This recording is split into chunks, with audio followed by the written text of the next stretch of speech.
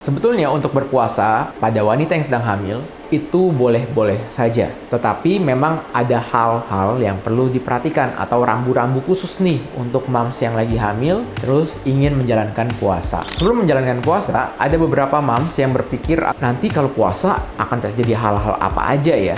Apa aja hal-hal yang bisa membahayakan diri moms atau baby yang sedang dikandung. Nah, sebetulnya pada saat moms puasa, itu janinnya dalam tanda kutip tidak merasakan lapar ya. Nah, hal yang harus diperhatikan oleh moms yang ingin berpuasa adalah konsultasikan diri moms dulu ke dokter kandungannya masing-masing ya. Dan jangan lupa untuk diperiksa juga nih kondisi moms dan kondisi babynya yang sedang dikandung. Dan moms juga harus tahu pada saat usia kehamilan berapa nih moms hamil saat ini ya, yang ingin menjalankan puasa. Karena ada resiko juga untuk moms yang sedang hamil di trimester pertama yang ingin berpuasa.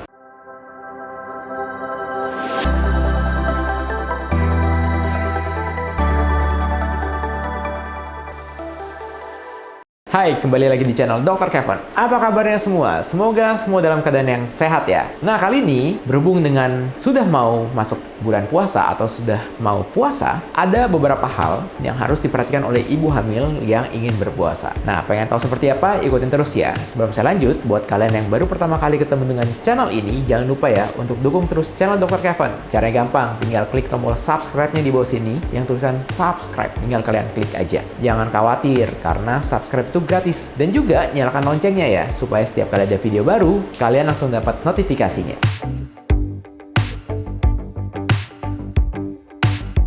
Sebetulnya untuk berpuasa pada wanita yang sedang hamil itu boleh-boleh saja. Tetapi memang ada hal-hal yang perlu diperhatikan atau rambu-rambu khusus nih untuk moms yang lagi hamil terus ingin menjalankan puasa.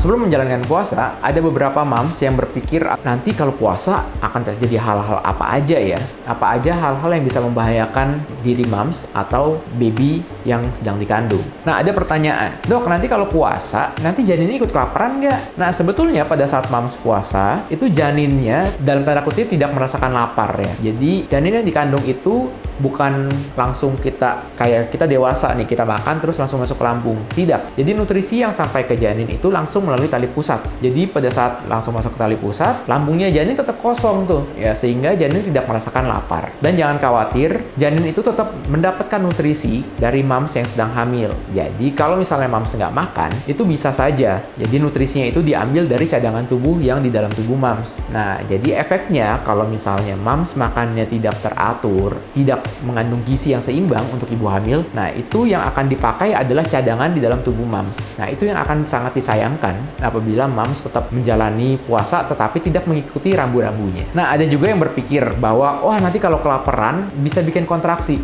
Nah, hal ini sebetulnya ada benernya. Jadi bukan hanya lapar tetapi dehidrasinya. Ya, jadi kalau seseorang mengalami dehidrasi, nah hal tersebut juga bisa menyebabkan kontraksi. Nah, kontraksi itu seakan-akan moms merasakan perutnya itu mengeras atau kenceng. Nah, hal tersebut apabila diteruskan kontraksinya itu nanti bisa kontraksi terus tuh, yang akan bisa menyebabkan yang namanya kehamilan atau kelahiran prematur. Nah, ada juga yang berpikir bahwa kalau misalnya puasa, terus nanti bayinya bisa cacat, terutama misalnya di trimester yang pertama. Nah, hal ini tidak benar ya. Jadi kecacatan pada janin itu bukan diakibatkan oleh puasa. Memang ada kecacatan misalnya yang akibat dari defisiensi nutrisi tertentu misalnya. Atau misalnya ada kecacatan yang memang dibawa oleh kelainan genetik. Hal-hal tersebut tidak diakibatkan oleh puasa. Puasa itu, moms tetap akan makan 2 kali dalam sehari. Misalnya pada saat sahur dan pada saat berbuka. Minimal ya. Dan moms juga bisa ditambahkan lagi nih pada saat moms ingin tidur. Jadi itu totalnya tetap moms masih bisa makan 3 kali dalam sehari. Dan juga yang harus diperhatikan adalah nutrisi atau gizinya ya. Supaya ya apa yang moms makan ini tetap bernutrisi atau bergizi seimbang untuk kecukupan nutrisi harian moms yang sedang hamil. Hal yang selanjutnya yang harus moms perhatikan adalah pada saat moms merasakan ketubannya rembes atau misalnya moms merasakan kok ini pakaian dalamnya sering basah ya. Nah, sebaiknya moms jangan melanjutkan puasa. Yang harus moms lakukan adalah memastikan apakah hal tersebut disebabkan oleh ketuban yang rembes atau ketuban pecah atau hanya keputihan biasa. Karena pada saat mom sedang hamil, itu wajar sekali untuk terjadi keputihan pada saat hamil. Tetapi keputihan itu memang harus bisa dibedakan nih antara keputihan yang normal atau keputihan yang tidak normal. Atau bahkan itu adalah ketuban yang rembes. Atau bisa juga itu disebabkan oleh air pipis. Nah, mengenai hal tersebut sudah ada videonya. Tinggal klik linknya aja di sini ya. Gimana cara moms membedakan antara keputihan atau itu adalah ketuban yang rembes.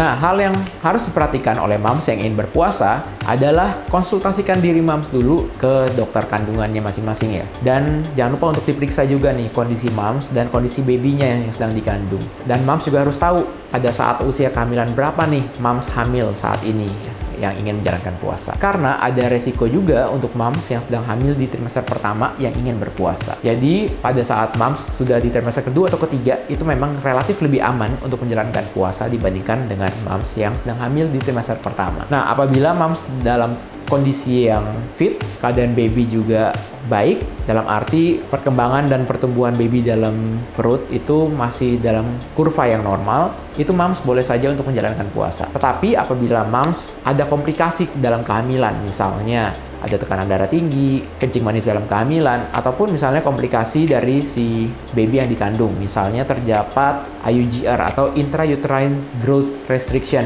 Nah, itu sebaiknya moms jangan memaksakan diri moms untuk berpuasa ya. Jadi, moms boleh konsultasikan dirinya dulu ke dokter kandungan supaya kita bisa memantau nih perkembangannya dari si baby yang dikandung. Oke, sekian dulu konten Dr. Kevin kali ini. Jangan lupa untuk dukung terus channel ini dengan cara klik tombol like, comment, subscribe, serta share video ini ke semua sosial media kamu supaya video ini dapat tersebar luas dan bermanfaat. Saya Dr. Kevin, until tomorrow and stay healthy.